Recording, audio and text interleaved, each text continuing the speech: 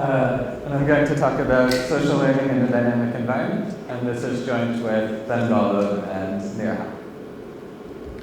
So the main question we're going to be asking is, if you have an environment which is changing over time, can people learn about these changes and respond to the changes in the environment via decentralized communication, so by talking to their neighbors in a network? So we're going to have a changing external state. So you can think of this as the value of a commodity. So one example you can keep in mind is, say, the price of a crop, maybe in a developing country where the price is not public knowledge. Another example could be what the value of a stock or another financial asset will be in a year. And we have a number of agents who are each learning about the value of this commodity in a Bayesian way. So each agent is updating based on some private information they have, and also based on the past estimates of their neighbors in the network. So they might talk to these people, they might get some information from a trade they make, or otherwise communicate. And so despite a huge literature on social learning, there's not very much on these types of moving targets. And especially on this question of how can society respond to this moving target? Can new information quickly get aggregated, or is the response to new information quite slow with this decentralized communication? Okay, so I'll jump into the model and then preview the results before I really go into it. So time is going to be discrete and infinite in both directions. There's going to be a state evolving theta, evolving according to an AR1 process. And what that means is that the state in period t plus 1 is equal to rho times the state in period t plus a normal shock, where rho is a constant between 0 and 1. And so if rho is equal to 1, this is just a random walk.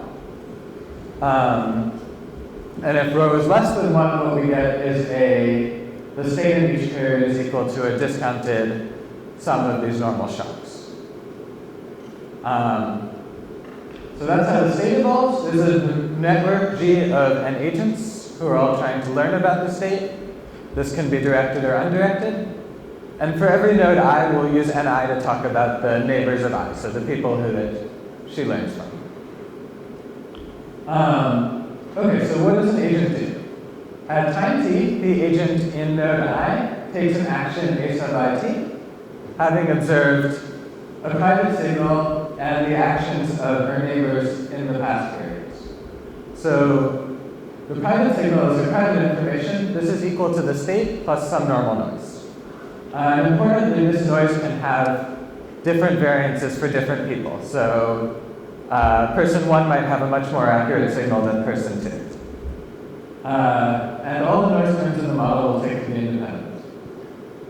She also sees her neighbor's actions from the past n period, so the actions of everybody in n sub I. Given this information, she chooses an action a sub it to maximize the expectation of this utility. And the way this is set up, the optimal action is going to be equal to the expectation of the state given observed information. So another way of putting this is that her action is going to be equal to her belief about the expectation of the state. So you learn your neighbor's beliefs about the state, but not everything that they know. Okay, so the main takeaways from this, the first thing we'll find is that there's going to be an equilibrium which has a nice form. And what I mean by that is that, first of all, everybody's actions are going to just be a linear combination of their observations, and the coefficients on this linear combination will be the same in every period. And so one consequence of this is that we can solve for the equilibrium as the solution to a system of polynomial equations, and this means we can do all sorts of numerical analysis pretty easily. Then our main results are going to be about when you get good learning. So when do people respond quickly to new information coming in and learn the state well? And what we'll find is you need two things for good learning. The first is diversity of private information. So you need some people with good signals and others with less accurate signals. The second is going to be that people are Bayesian. So you need them to be responding to their observations in a sophisticated manner. And given both of these characteristics of the environment, people are learning very well. But if either of these fail, then even with large amounts of data, we'll get inefficient learning. Okay, so there's a large literature in social learning. I just want to flag 2 related papers by Formula, Schoenberg, and Toulouse, and by Sharo, Rakulan, and Benbabai, which also look at similar models with moving states, but this is a very new literature, and there's a lot that's still not known. Okay, so I told you about the model. Now we can ask, what does equilibrium look like? So our solution concept is going to be what we'll call stationary equilibrium in linear strategies. So what that's going to mean is it's an equilibrium, so everyone's optimizing, and their strategies are linear in their observations with constant coefficients across periods. So their coefficients don't change over time. I'll give a quick description of what this looks like and how we can solve for it. Optimizing agents want to estimate yesterday's state, theta t minus 1, because this is a sufficient statistic for all the past information, so everything they can learn from observed actions. At equilibrium, they're going to see a number of actions, and these will have some distributions. And we can capture these distributions based on looking at how far each action is from the state, and look at the vector of these action errors from the past period. And it turns out the best response for each agent is going to depend on this vector of action errors, and in particular on the covariance matrix of this vector. So the idea behind this is if an action is very accurate, or its variance of the action error is small, then you want to put a lot of weight on this. If 2 actions are correlated, then you want to put less weight on them, because they contain common information. So we calculated the covariance matrix of this, and from that you can figure out people's weights, and then calculate their actions in the next covariance matrix. And what you get is an updating process, and an equilibrium corresponds to a fixed point of this. So we can use a fixed point theorem to show that there is indeed a stationary equilibrium in linear strategies. And this looks a lot like the Groot heuristic, which just has people in a different environment averaging their actions with the same weights in every period. And here we find that this is actually what optimizing agents will do. And so these weights are actually being endogenously determined in an equilibrium. And in particular, this tells us which weights you might expect people to use, at least if they're optimizing. Okay, so I told you about the equilibrium. Now I'm going to ask, how well do people learn? So unlike in fixed state models, we can't expect people to learn the state exactly, because it keeps on moving. And so you're sort of chasing this moving target. But we can ask, how close do people get? Or in other words, what's the variance of their action about the actual state? And so we're going to look at whether they reach a benchmark, which is learning as well as if they knew their private signal and knew yesterday's state exactly. So this is the best you can expect anyone to do, because the only information she has from today is her private signal, and then the observed actions just tell you about past states. You also can't achieve this exactly in finite networks, because there's always going to be some signal error. But we'll ask, do you get to this benchmark asymptotically if you have many observations? So just to preview why you might or might not, if you have many observations, there are many signals in your neighborhood. So if you could extract all of these signals, you have a sort of filtering problem, then you would learn the state exactly. But you're not seeing these signals directly. You're seeing actions which combine these signals with some correlated information. And so we have to ask, the question is whether people can actually back out these signals and then learn from them, or whether the correlated information prevents good learning. And so to answer this, I'm going to look at a particular network model. We think the insights that we find would apply in other models, but we need to write something down to prove results. And so I'll look at a stochastic block model that visually looks like this. So there's 4 different communities in the network, which correspond to the different colors of agents. They're each connected with some probability in the usual way. And then I have circles and squares in here. So the circles are going to correspond to people with accurate signals, and the squares are going to correspond to people with less accurate signals. So the important point here is I have these two different signal types. Quickly in a little more detail, we'll look at a sequence of random networks GI with n agents in them. And these are split up into different communities with fixed population shares.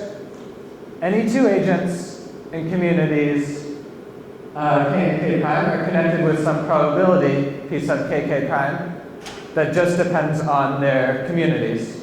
And these links are drawn independently.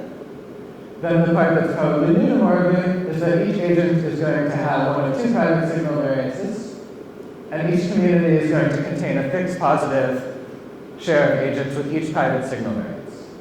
So what you can think of here is the complete network with equal shares of agents with each signal variance, but this is much more general.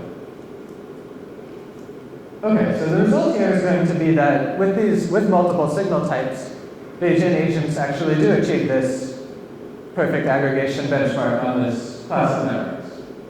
So more formally, if epsilon is positive, with high probability as n grows large, there's an equilibrium on this network Gn, where all agents have variance within epsilon of perfect aggregation.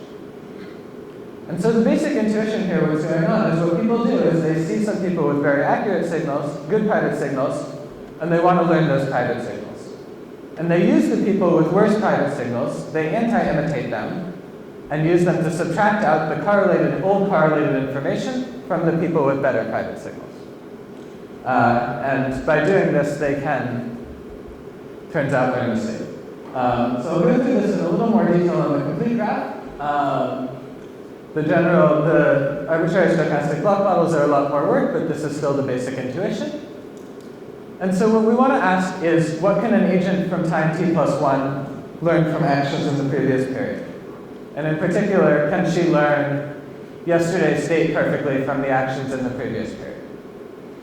So she sees a number of time t actions. We can decompose each of these into the private signal of the person taking that action, and what we'll call their social signal, which is the best estimate of the state given their social observations.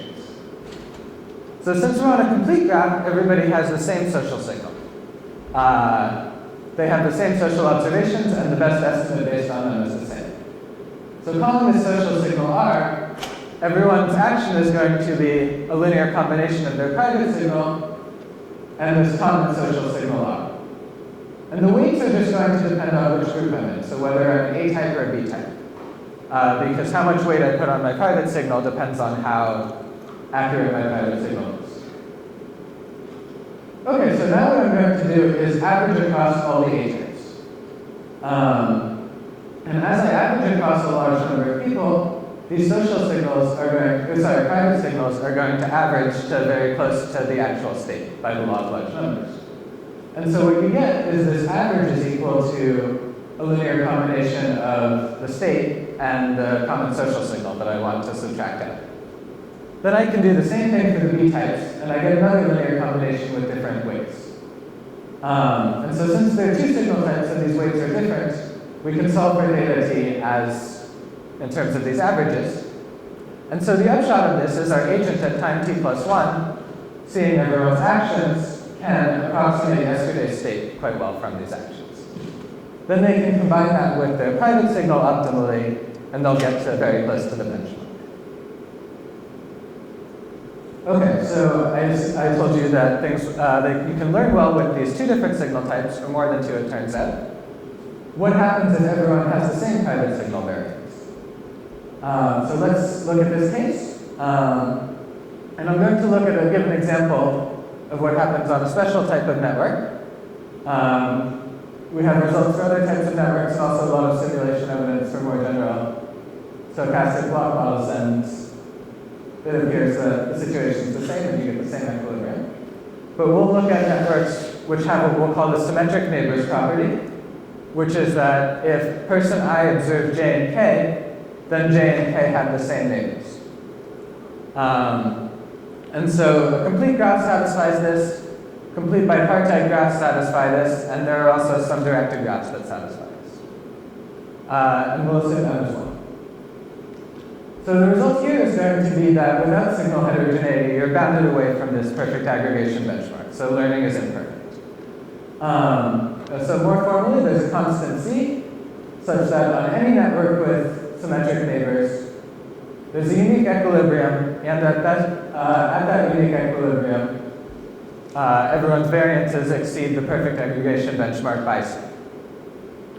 So a very brief intuition for this is that now all your observations are symmetric, because everybody has the same signal qualities. And so agents are just going to average their observations because they're all the same. They see all these exchangeable people. And this unweighted average isn't going to subtract out past changes in the state, and so the old state from a few days ago, or a few periods ago, is going to produce correlated error. I'll quickly show you some simulations. So this is a complete graph with two groups. So one group has signal variance 2, and we'll vary the other group's signal variance and see how people learn. In the limit, we have this discontinuity. You don't get good learning when everyone has the same signal quality, but otherwise you do. In finite networks, it's not as knife edge, but it turns out that signal heterogeneity really does help. And then here's a simulation with naive agents. And the point we want to make here is you really needed to be able to do this anti-imitation trick. If you can't do this, we have a number of results showing you don't get good learning. And so here you can see we look at a model of naive agents similar to what Jerry talked about, and find that they don't learn as well as Bayesian agents, even when the Bayesian agents aren't learning well. Okay, so to conclude, we introduced a model of social learning with a moving target. We found there was a nice stationary equilibrium where strategies took a nice form. And then we found in large networks what we needed for good learning was this diversity of private signal qualities, as well as the sophisticated behavior. Thank you.